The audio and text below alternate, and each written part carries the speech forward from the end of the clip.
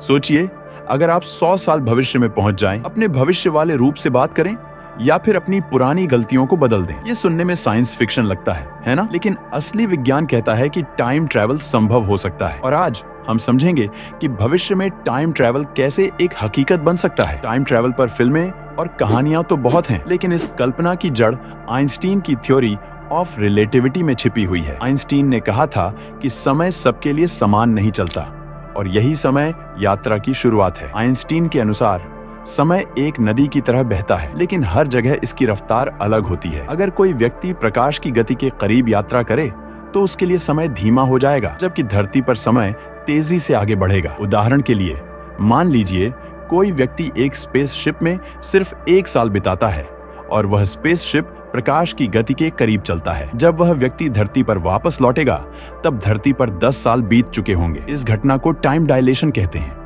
यह science fiction नहीं है, यह वैज्ञानिक रूप से सिद्ध सिद्धांत है।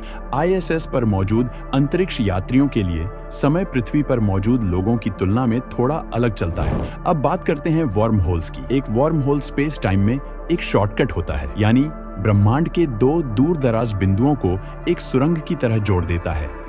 अगर इसे स्थिर और नियंत्रित किया जा सके तो इंसान पलक झपकते ही समय में आगे जा सकता है। लेकिन समस्या यह है कि वर्म होल्स को खुला रखने के लिए अनगिनत ऊर्जा की जरूरत होती है और अभी हमारे पास इतनी उन्नत तकनीक नहीं है। इसलिए वर्म होल्स सिर्फ थ्योरी के स्तर पर मौजूद हैं, वास्तविकता में नहीं। अब आते हैं ब्लैक होल पर। ब्लैक होल स्पेस टाइम को इतना मोड़ देते हैं कि समय की चाल वहां बहुत धीमी हो जाती है। आप अगर ब्लैक होल के पास जाइए लेकिन उसके अंदर न गिरें तो आपके लिए सिर्फ कुछ मिनट गुजरेंगे, जबकि बाहरी ब्रह्मांड में साल बीत चुके होंगे। यानी यह भी एक तरह का फ्यूचर टाइम ट्रैवल है। लेकिन टाइम ट्रैवल को असलियत बनाने के लिए हमें ऐसी तकनीक चाहिए जो अभी हमारे पास नहीं है। हमें चाहिए प्रकाश से तेज यात्रा, ग्रेविटी को कंट्रोल करने की क्षमता और बहुत विशाल ऊर्जा के स्रोत। तो निष्कर्ष यह है कि समय यात्रा आज संभव नहीं है, लेकिन आने वाले समय में इंसान उस स्तर तक पहुंच सकता है जहां भविष्य में जाना एक वास्तविक विज्ञान बन जाए। सवाल यह है कि अगर आपको टाइम ट्रैवल करने का मौका मिले तो आप कहां जाना चाहेंगे, भविष्य में या अतीत में?